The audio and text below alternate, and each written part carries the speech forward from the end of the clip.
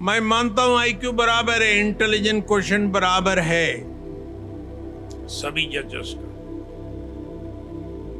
कानून भी एक ही कानून है, मगर हर एक कोर्ट में जजमेंट क्यों बदलता है, इसका कारण है आईक्यू नहीं है, इसका कारण ईक्यू है, इमोशनल क्वेश्चन। कोई जजेस को सजा देने की बहुत इच्छा है, कोई जजेस बहुत पूजा करता है, उसको बोला नहीं नहीं फांसी देना गलत बात हो जाएगी, मेरे लिए पाप लग जाएगा मुझे। वो जज के पास जब जाएगा तो वो हैंगिंग नहीं करेगा। तो ईक्यू जो है, इमोशनल क्वेश्चन जो है, उसके बराबर जजमेंट होती है साहब।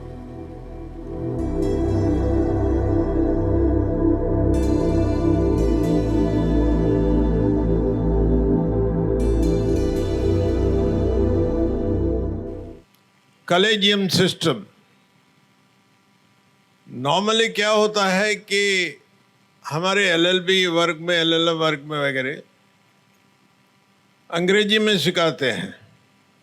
स्टूडेंट्स को कहते हैं कि आप हिंदी में लिख सकते हैं, मगर प्रश्न पत्रिका हम अंग्रेजी में ही देंगे। मगर उसमें प्रॉब्लम ऐसा होता है कि बहुत से ऐसे शब्दकोश हैं जो अंग्रेजी में ही हैं, उसका अनुवाद भी नहीं हो पाता है। फॉर एग्जाम्पल, हमारे ऑर्गेनाइजर्स ने कॉलेजियम सिस्टम डाला है।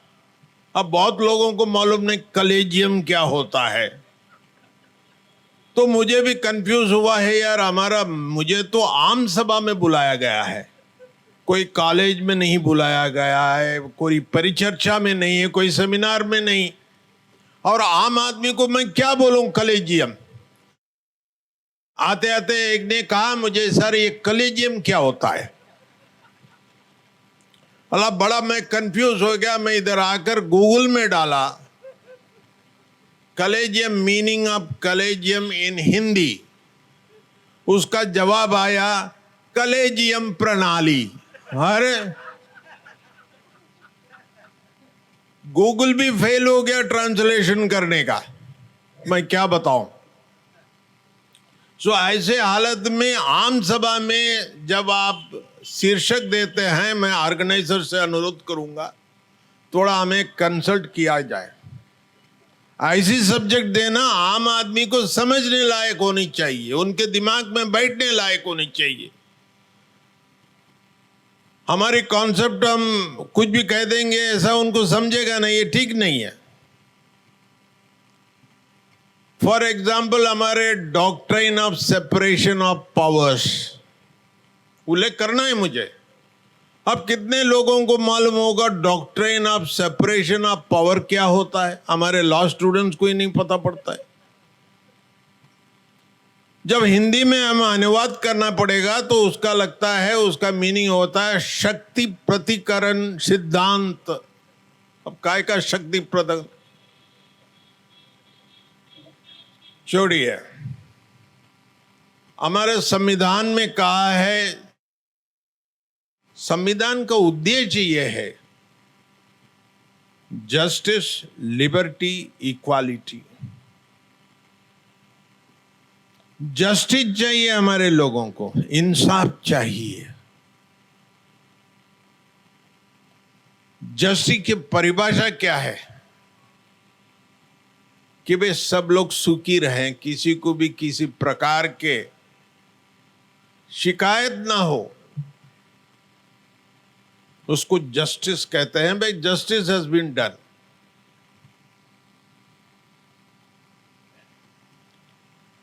उसमें भी एक पहलू है नेचुरल जस्टिस, और हमारे कानून के भाषा में डेफिनेशन नहीं है नेचुरल जस्टिस क्या है। नेचुरल जस्टिस मतलब वो कहते हैं it is recognized by its constituents.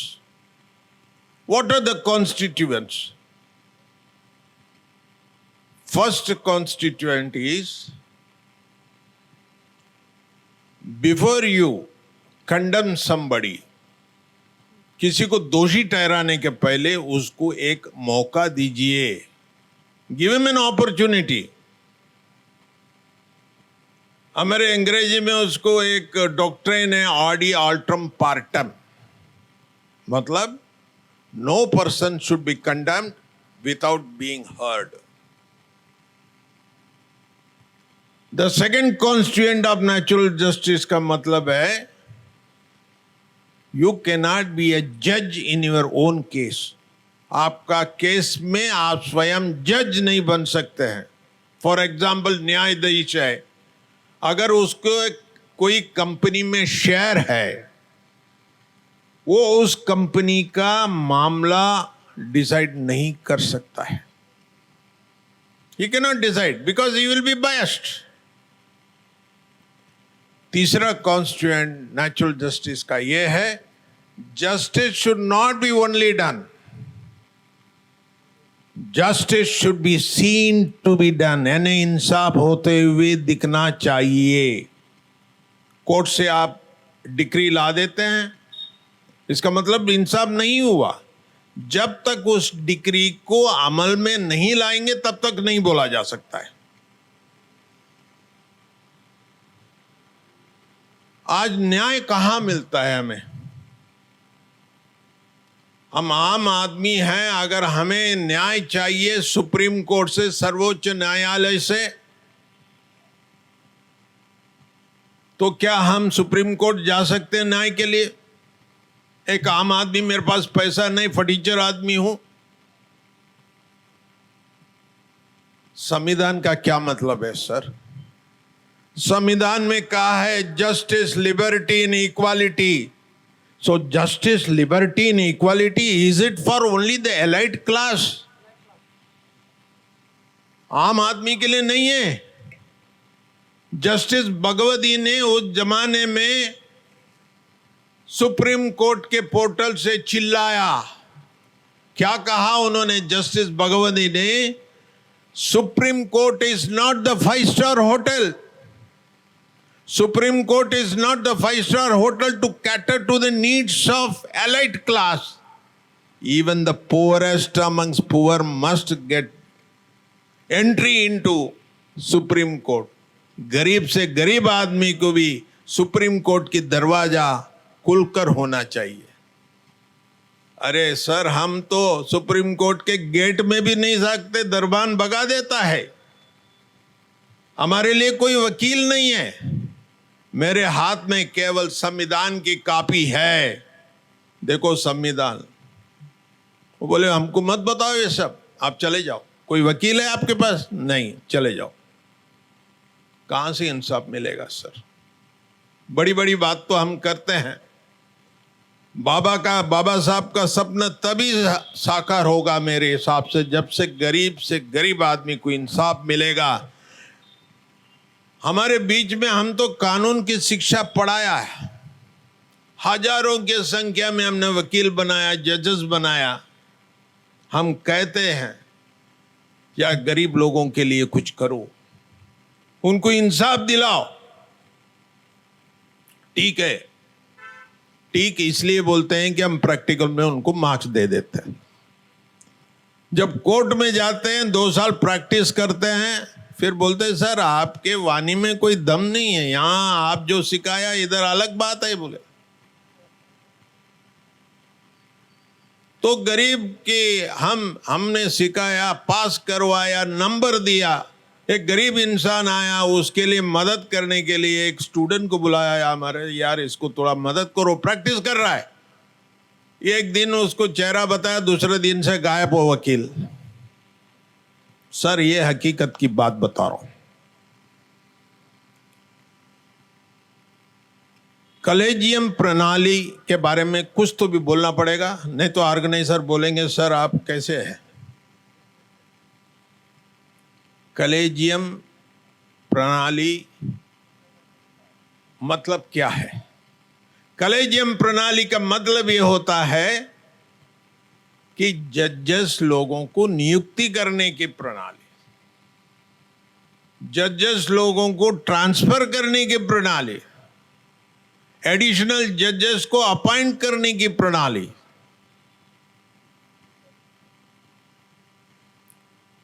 तो हमने हमारे संविधान के अंदर में doctrine of separation of power को अडॉप्ट किया है। शक्ति प्रतिकरण सिद्धांत समझना है तो समझ लो। इसका मतलब ये होता है कि हमारा लोकशाही का 3 अंक, पहला न्यायपालिका या विधानमंडल, जो भी है, विधानमंडल, न्यायपालिका, कार्यपालिका, ये 3 अलग अलग क्षेत्र है, अलग अलग बॉडी है, यूनिट्स है। ये अपने अपने जगह में अपना अपना काम करना चाहिए, एक दूसरे में दखलंदाजी नहीं करना चाहिए। न्यायपालिका का ये काम है, अगर विधानमंडल और कार्यपालिका के लोग अगर अपने लक्ष्मण रेखा को छोड़कर बाहर जाते हैं तो डंडा लेकर वॉचमैन जैसा वो खड़ा रहता है, उसी का काम है। न्यायपालिका का फर्ज ये होता है कि कानून बनाने का काम विधानमंडल का काम है, उसको अमल में लाने का काम कार्यपालिका करता है, और कानून को अर्थ बताने का काम न्यायपालिका का है। मगर आज ऐसा नहीं हो रहा है। सब चीज न्यायपालिका के हाथ में हमने डाल दिया। इतनी पेंडेंसी हो गई देश के कोर्ट्स में, छोटे छोटे बातों के लिए हम कोर्ट जाते हैं, बहुत गलत बात है। मैं कहता हूं मेरे स्टूडेंट्स को, वकील वही होता है जो अपने पक्षकार को, क्लाइंट्स को कोर्ट नहीं भेजे, वही असली। वो कर नहीं सकता ना, उसको पैसा चाहिए। अगर बीबी और पत्नी और इसके बीच में, अगर पति के बीच में झगड़ा नहीं है तो वकील जबरदस्त झगड़ा लगा देता है। क्या करें? तो मतलब ऐसा है, तो न्यायपालिका का जिम्मेदारी बहुत ज्यादा है, मैं मानता हूं, बट छोटी छोटी बातों को न्यायपालिका के पास नहीं जाना चाहिए। आपस में नेबर के साथ अच्छे रिलेशन बढ़ो, कम्युनिटी लिविंग कहते हैं, एक दूसरे से परस्पर प्रेम भावना से आप बात करो, झगड़ा मिटाओ।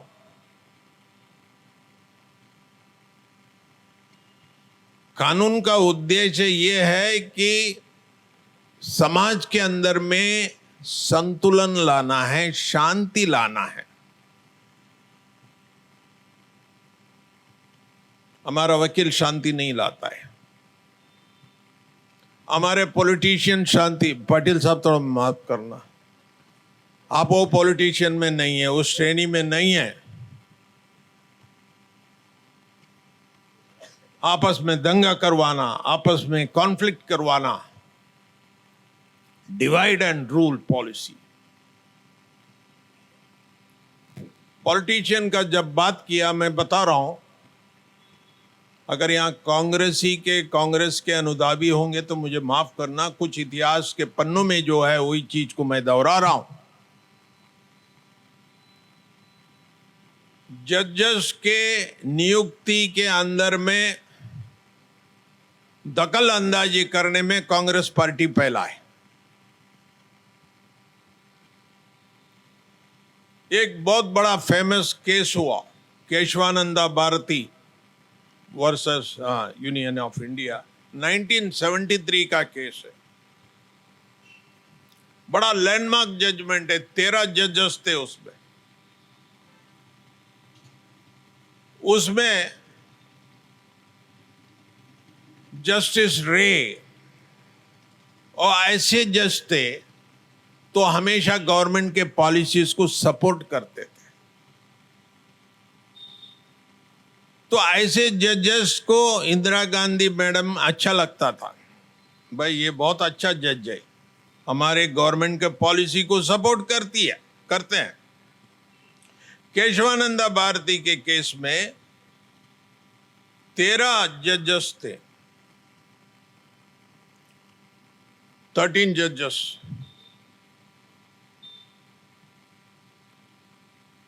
तो उन लोगों ने कहा कि भाई ठीक है, parliament can amend the constitution but not the fundamental rights and basic structure, मूलभूत ढांचे के बारे में।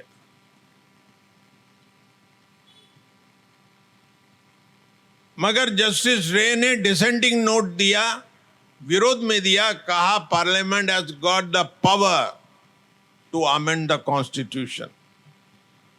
कॉन्स्टिट्यूशन को आप अमेंड कर सकते हैं। बाकी जजेस लोग ने बोला अमेंड तो कर सकते हैं, परंतु बेसिक स्ट्रक्चर डॉक्ट्राइन जो है, मूलभूत ढांचा जो है कॉन्स्टिट्यूशन का, उसको नहीं कर सकते हैं। मूलभूत अधिकार जो है उसको नहीं कर सकते। बट जस्टिस रे ने बोला ऐसी बात नहीं है, parliament has got the power, so he supported Indira Gandhi government. Indira Gandhi madam बहुत खुश हो गए, तुमने बहुत अच्छा डिसेंडिंग नोट दिया, तो तुम्हें भी हमको तोहफा देना है।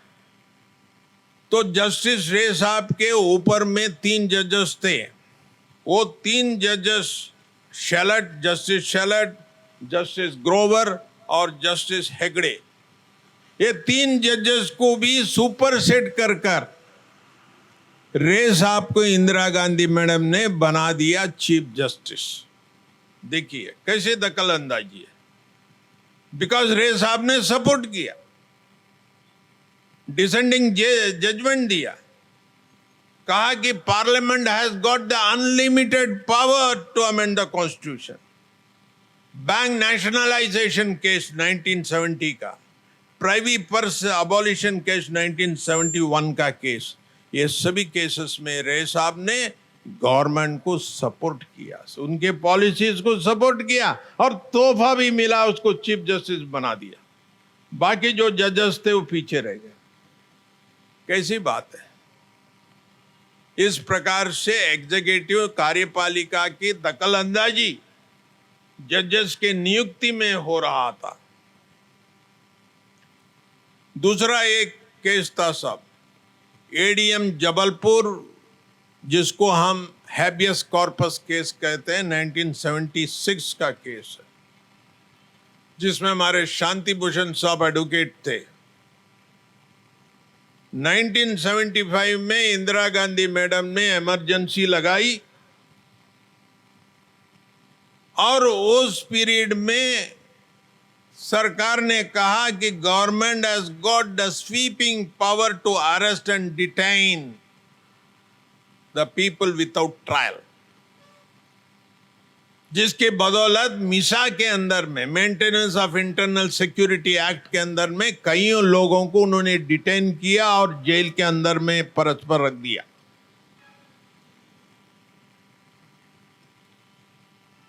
पांच जजेस थे, 4 जजेस ने कहा हां सरकार को पूरी पावर है, इमरजेंसी में they can suspend the fundamental rights. उसमें जस्टिस रे भी थे। उसमें केवल एक जज ऐसा निकला, जस्टिस HR खन्ना।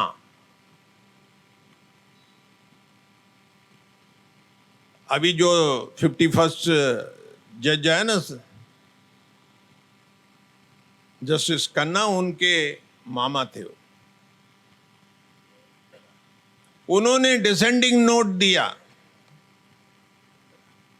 कि इमरजेंसी के अंदर में आप प्राइवेट राइट से जो मूलभूत अधिकार है उसको आप सस्पेंड नहीं कर सकते। Right to life and personal liberty under article 21 of the constitution is the supreme right. उस राइट को हम सस्पेंड नहीं कर सकते, भले तुम इमरजेंसी लगाओ, उस राइट को तुम सस्पेंड नहीं कर सकते हैं, ऐसा HR खन्ना साहब ने बोला। डिसेंडिंग नोट 4 लोगों ने सरकार का ये लिया, हां आप कर सकते हैं, पर एक जज HR खन्ना, जो अभी का जो चीफ जस्टिस आया ना, उनके मामा थे वो, हंसराज खन्ना, HR खन्ना, उन्होंने कहा नहीं नहीं नहीं, 21 को आप कभी सस्पेंड नहीं कर सकते, ये तो मानव अधिकार है, ह्यूमन राइट्स हैं। मैडम इंदिरा गांधी बहुत नाराज हो गए, ये क्या हो रहा है। तो जस्टिस HR खन्ना को चीफ जस्टिस बनना था, मगर उन्होंने उसको बनने नहीं दिया बेचारे को। क्यों नहीं बनने दिया? तो उन्होंने जजमेंट ऐसा दिया इमरजेंसी के खिलाफ। क्या करते हैं, उसके जूनियर्स को बना दिया। जस्टिस बेग थे, जूनियर थे, उसको बना दिया। बेचारा, इसका अधिकार होता था, सीनियरिटी के आधार पर जजेस के एलिवेशन होते थे उस जमाने में, आज भी वैसे ही हो रहा है। तो उन्होंने बनने नहीं दिया। बेचारा जस्टिस HR खन्ना रिजाइन कर दिया। देखिए, ऐसे भी जजेस थे। कर छोड़िए, जजेस को नियुक्ति करने का जो प्रावधान है हमारे संविधान के अंदर में 124 and 217, 124 for the Supreme Court and 217 for the High Courts. For judges stands for 222, 222. तो ये जो कलेजियम सिस्टम जैसा बताया मैंने, ये प्रणाली है जजेस को नियुक्ति करने का, उनको बदलने का, ट्रांसफर करने की जो प्रणाली है, जो प्रोसेस है, उसी को कलेजियम कहते हैं। और ये कलेजियम सिस्टम कैसे डेवलप हुआ? 4 केसेस हुए साहब, उसको हम कहते हैं 4 जजेस केसेस, 4 जजेस केसेस। पहला जज केस 1982 में हुआ, जिसका नाम है SP Gupta versus Union of India. इस केस में पहली बार इनकी फाउंडेशन, कलेजियम सिस्टम की फाउंडेशन लगाया गया। दूसरा case SC advocate on records case versus Union of India, 1993 का केस है सर। इसमें उन्होंने कहा कि recommendation of chief justice is must for the appointment of the जजेस। केवल कंसल्ट ही नहीं करना है चीफ जस्टिस को, chief justice should also recommend for the appointment. और तीसरा केस बहुत इंपॉर्टेंट केस है, री स्पेशल रेफरेंस 1 केस, री रेफरेंस 1 1998 में। ये इस तीसरा जजेस केस में ये कलेजियम सिस्टम का स्वरूप, ढांचा बनाया गया। उसकी कंपोजिशन कैसी होनी चाहिए कॉलेजियम की, उसकी प्रोसीजर ऑफ अपॉइंटमेंट कैसे होने चाहिए, जजेस को कैसा ट्रांसफर से रोकना चाहिए या बदलना चाहिए, ये सब चीज तीसरा जज केस में हुआ। और चौथा नंबर का केस है SC advocate on record versus Union of India 2016 में, जिसमें नेशनल जुडिशियल अपॉइंटमेंट कमीशन बिठाया गया। ये कलेजियम सिस्टम 2014 तक चल रहा था। 2014 के बाद सरकार ने एक नया कानून बनाया है, national judicial system appointment commission, ये अपॉइंट किया। मगर ये SC एडवोकेट्स ऑन रिकॉर्ड में 2016 में उसको चैलेंज किया है कि ये सिस्टम दखल अंदाजी करना ये ठीक नहीं है, क्योंकि उसमें कार्यपालिका की दखल अंदाजी था, ये national appointment of judicial commission में। तो एक रिट पिटीशन के माध्यम से सुप्रीम कोर्ट का कहा गया कि कार्यपालिका को हस्तक्षेप करने का, जजेस अपॉइंट करने का कोई अधिकार नहीं है। और उसमें सुप्रीम कोर्ट ने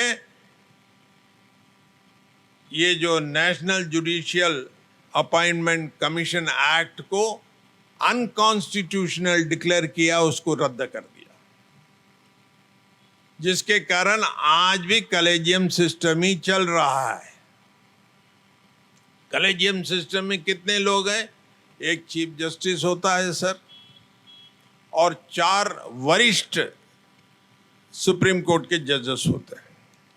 हाई कोर्ट में भी हाई कोर्ट का कलेजियम अलग है। ये 5 लोग मिलकर डिसाइड करते हैं आपका कैसा क्या होगा, अपॉइंटमेंट वगैरह।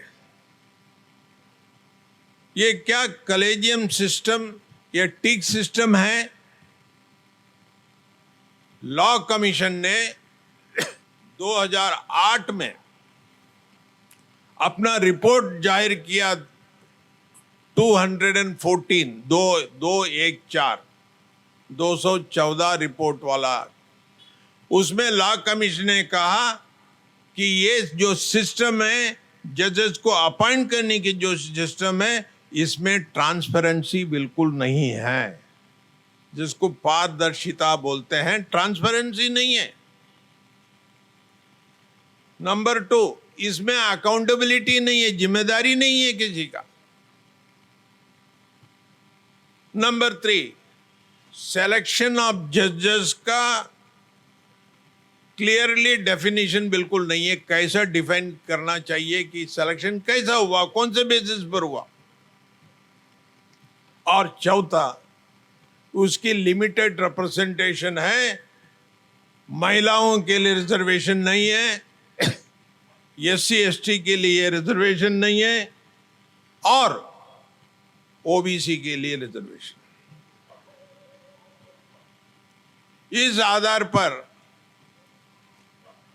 उन्होंने कहा कि यह गलत है। तो ये इस प्रकार का कलेजियम सिस्टम बनाया गया, और ये जो कलेजियम सिस्टम है इसमें काफी कमियां हैं जिसको बदलने की जरूरत है। मैंने जैसा बताया, समस्या है कि अपारदर्शिता, जिसके कारण कलेजियम के फैसलों को पीछे के कारणों के जनता के सामने नहीं लाया जाता है। तो इसमें सवाल उठता है कि क्या ये प्रणाली वाकई निष्पक्ष है या नहीं। और इसके अलावा कलेजियम सिस्टम को न्यायिक रिक्तियों को भरने में असफलता के लिए आलोचना की जाती है। अगस्त 2022 तक सुप्रीम कोर्ट में 3 और हाई कोर्ट में 380 वैकेंसी था जजेस का। इससे न्यायपालिका का कार्यक्षमता पर काफी असर पड़ता है। और दूसरा, बाई भतीजावाद, नेपोटिज्म कहते हैं इसको अंग्रेजी में। जजेस का लड़का जज बनता है, बनने में हमें कोई आपत्ति नहीं है, पर हर एक का जज का लड़का अगर जज बन गया, फिर आम आदमी क्या बनेगा? ये समस्या है। कहीं ना कहीं पक्षपात हो रहा है। अगर जब सिस्टम में ट्रांसपेरेंसी नहीं है, कैसे जजेस को नियुक्त करना है, इसके बारे में आम आदमी को मालूम ही नहीं है, तुम्हारे अंदर में क्या चल रहा है ये भी नहीं मालूम है। और इसके अलावा कलेजियम सिस्टम को जांच पड़ताल के कमी के लिए भी आलोचना किया जाता है। इसमें कार्यपालिका की भूमिका सीमित होती है, जिसमें न्यायपालिका के स्वतंत्रता पर भी सवाल उठता है। और महिलाओं को प्रतिनिधित्व भी कलेजियम सिस्टम का एक बड़ा मुद्दा है।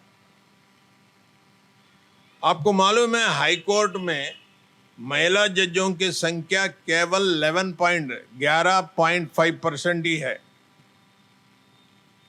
और सुप्रीम कोर्ट में तो 3-4 महिला के ऊपर में नहीं है। सो इन समस्या को देखते हुए कलेजियम सिस्टम में सुधार की जरूरत है। पारदर्शिता बढ़ाना, योग्यता को महत्व देना। आज क्या है, योग्यता को महत्व देना नहीं है, सीनियरिटी में आप ऊपर आ जाएंगे। आपके दिमाग में कुछ नहीं भी है तो आप बन जाओगे। ये गलत बात है। अगर आपके जूनियर में बहुत योग्यता भरी हुई है तो क्यों नहीं उसको ऊपर लेकर आए?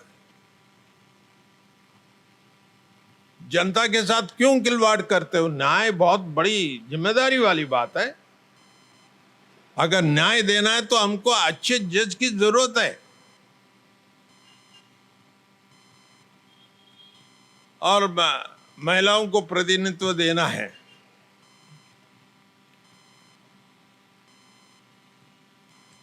तो इस पर समस्या ये हो रही है आज, आप कुछ बोल नहीं सकते ज्यादा,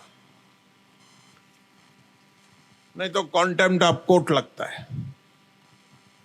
कॉन्टेम्प्ट ऑफ कोर्ट का भी कुछ प्रॉपर यूसेज नहीं हो रहा है इंडिया में, इसलिए संभाल कर बोलना पड़ता है। कोर्ट का अपमान करना अपराध है, मगर उनके कार्य प्रणाली पर हम विश्लेषण करते हैं तो कॉन्टेम्प्ट में नहीं आना चाहिए। कोई जज के पर्सनल कंडक्ट में आप बोलते होंगे तो जरूर वो कॉन्टेम्प्ट हो सकता है। तो भारत में वर्तमान समय में कॉलेजियम प्रणाली के प्रभावशालीता और इसके कार्यान्वयन पर बड़े सवाल उठते हैं बार बार। इसको कैसे हम सुधार सकते हैं, ये हमारे मुद्दा है हमारे सामने। अगर हमको कॉलेजियम सिस्टम में सही में सुधार लाना है तो हमें न्यायाधीशों का नियुक्ति में पारदर्शिता बढ़ानी होगी, ट्रांसपेरेंसी बढ़ाना होगा। और न्यायाधीशों के नियुक्ति में वरिष्ठता के साथ साथ योग्यता का भी ध्यान रखना होगा। केवल सीनियरिटी से नहीं होगा, सीनियरिटी से बनाओ कोई हरकत नहीं, पर कोई जज बहुत योग्य है, बहुत मेरिट बेस्ड है उसके परफॉर्मेंस, तो उसको लाइए आप। और न्यायाधीशों का नियुक्ति में कार्यपालिका मतलब एग्जीक्यूटिव का हस्तक्षेप कम करना हो और न्यायपालिका के स्वतंत्रता को सुनिश्चित करने के लिए कानूनी प्रावधान आपको बनाना होगा। योग्यता हो गया, पारदर्शिता हो गया, स्वतंत्रता हो गया, ये सब इसको आपको लाना ही होगा।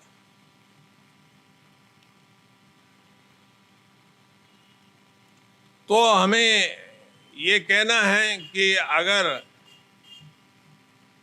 हमें सही में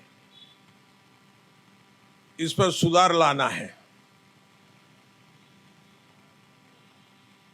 तो हमको सही मायने पर काम करना होगा। फॉरेन कंट्रीज में, जैसे हमारे अमेरिका में प्रेसिडेंट जो होता है वो नॉमिनेट करता है जजेस को, उसको सेनेट के पास भेजता है और सेनेट के पास में इतनी पावर है, उसको नाम काटना है, रखना है, ये सेनेट डिसाइड करता है। उसके बाद में फिर प्रेसिडेंट को उस पर पावर चला सकता है। खैर वहां तो प्रेसिडेंशियल फॉर्म ऑफ गवर्नमेंट है, इसलिए। दूसरा, एक जमाने में हमारे पास में जजेस के रिलेटिव्स की अपॉइंटमेंट्स बहुत होते थे। मामा है तो भतीजा का होता था, मामा है तो भांजे का होता था, काका है तो भतीजे का हो जाता था। ये जजेस, इसमें जजेस स्वयं जजेस को सेलेक्ट करने की ये जो प्रणाली है कॉलेजियम सिस्टम्स को, उसको हमको बदलना होगा। उस सिस्टम को बदलना है तो कानून लाना होगा, क्योंकि संविधान के अंदर में इसके बारे में कोई टिप्पणी नहीं है। अगर ये सिस्टम पसंद आता है तो बाबा साहब उसी समय में हमारे संविधान के अंदर में ये सिस्टम को डाल देते, कॉलेजियम सिस्टम।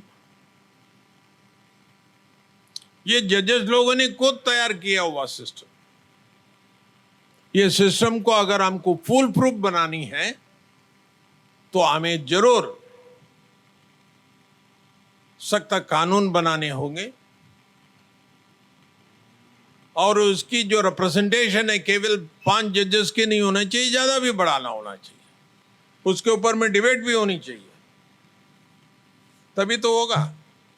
और ये कलेजियम जो प्रोसीडिंग्स होते हैं ये इसको पब्लिश करना पड़ेगा फॉर डेलिब्रेशन। पत्रकार आप बता रहा हूं मैं आपको, और इसके लिए एक सेपरेट सेक्रेटेरिएट बनानी होगी कलेजियम सिस्टम को हैंडल करने का, पूरे रिलेटेड वर्क का। ऐसा नहीं कि चीफ जस्टिस ने बुला लिया 4 जजेस को और अपने चैम्बर में डिसाइड कर लिया इसको करो उसको करो, ऐसा नहीं। एक सेपरेट सेक्रेटेरिएट बनाइए उसके लिए, वो सेक्रेटेरिएट उसके लिए काम करेगा। कलेजियम सिस्टम की साइज बढ़ानी होगी, 5 जजेस से नहीं होगा, 5 की जगह 10 कीजिए। वाद विवाद हो सकता है इसको बनाना नहीं बनाना है। और ऊपर से मैं ये भी कहूंगा कि एक्सटर्नल एक्सपर्ट्स हैं, जूरिस्ट हैं, एकेडमिशियंस हैं, हम नहीं कहते हैं कि हमको बुलाओ, हम वो दर्जे में आते नहीं हैं, आते हो डॉक्टर अगलावे जी जानते हैं, तो रिटायर्ड जजेस हैं, इन लोगों को बुलाओ, हमारा भी कोई रीजनिंग्स लीजिए, हमारा भी कोई तथ्य हम रख सकते हैं, तो एक्सपर्ट्स को भी इन्वॉल्व करो इस पर।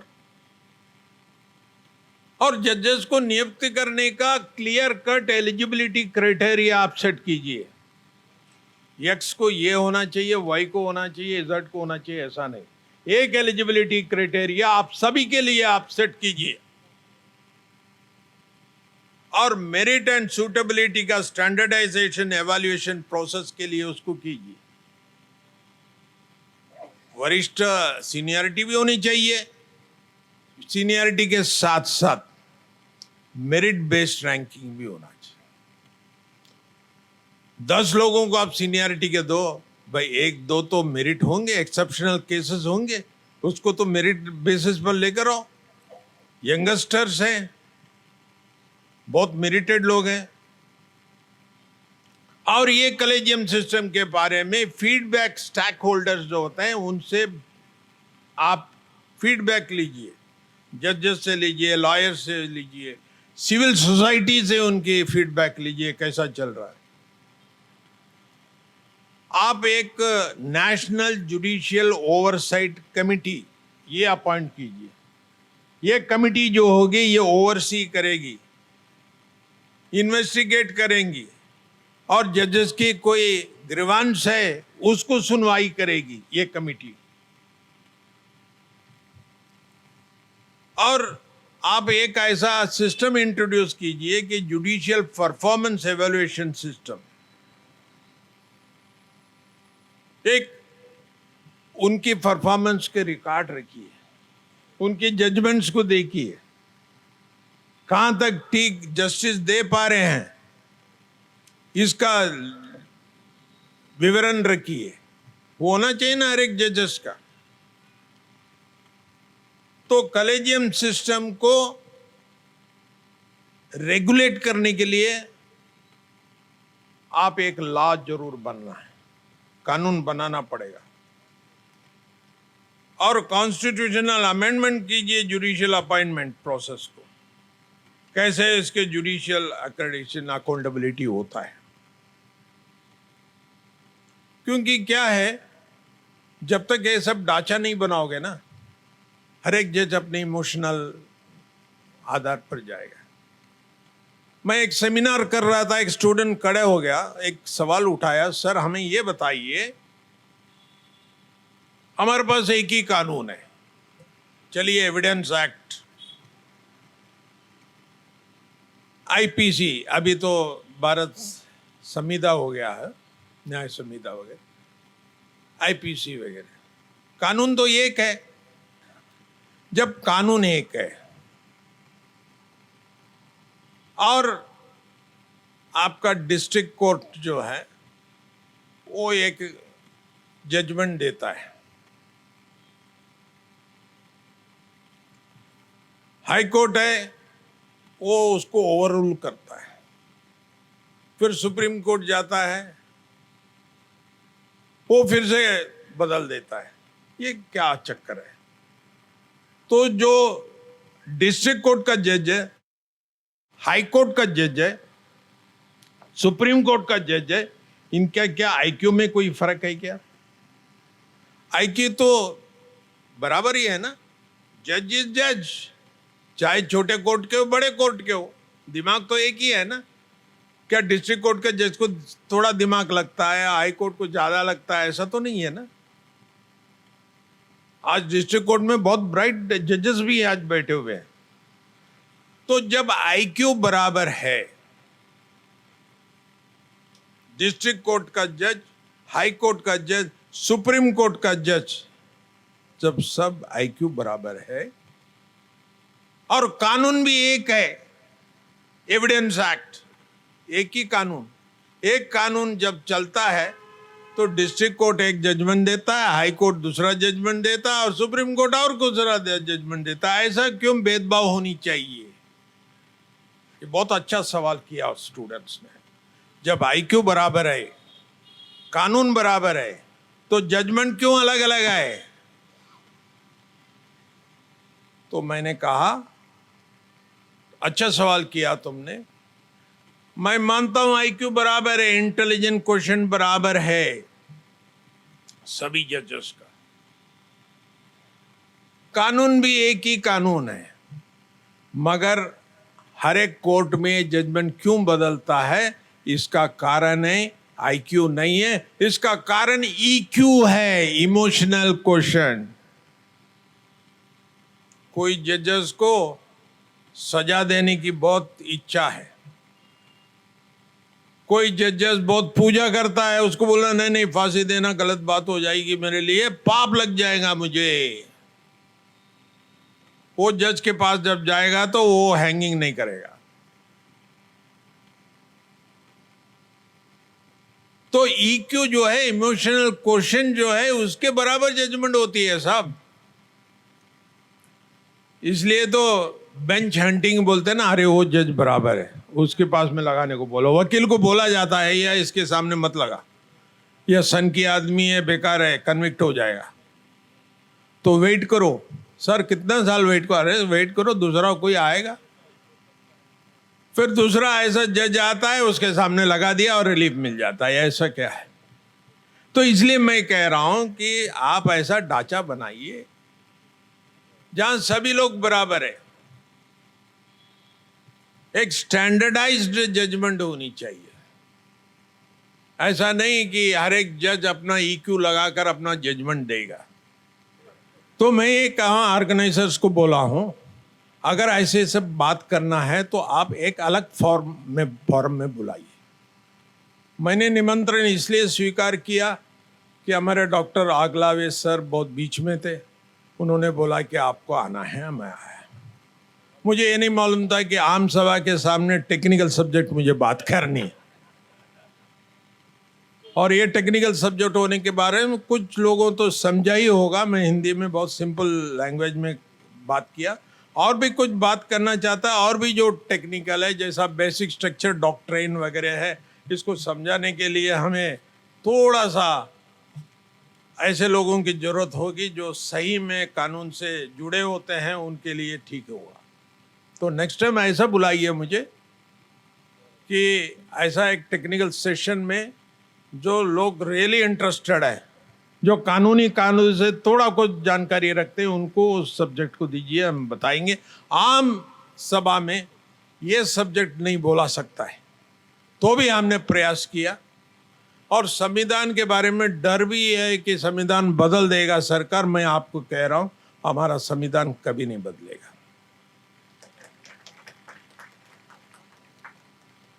बाबा साहब ने अमेंडमेंट लाने की प्रक्रिया उसमें रखा है। ऐसे बहुत से देश है, संविधान गायब हो गया, नया नया संविधान आ गया। हमारा संविधान 75 साल से वही जगह में टिका हुआ है। उसका कारण हमारे संविधान के अंदर में लचीलापन है। इंसान को भी लचीलापन की जरूरत है, एडजस्टमेंट कर कर चलने का। अगर बोलता मैं एडजस्ट नहीं करूंगा, वो समाज के बाहर हो जाता है। इसलिए लचीलापन आपको बहुत जरूरी है।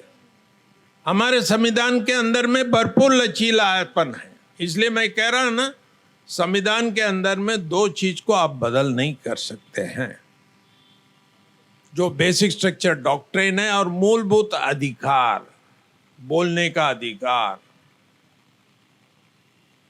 चुप रहने का अधिकार, ये सब हमारे संविधान के अंदर में है। मैं कह रहा हूं, इसी के साथ मैं वाणी को अब विराम दूंगा। जाते जाते इतना ही बोलना है मुझे भूल जाओ ये मुमकिन नहीं है, मुझे भूल जाओ ये मुमकिन नहीं है, भूल कर तो देखो कदम पर कदम। मेरे जिंदगी के ये मासूम पहल टकरा जाते हैं जिस मोड़ पर, लगता है अब बिछड़ना मुमकिन है। जय हिंद, जय भारत, जय विदर्भ।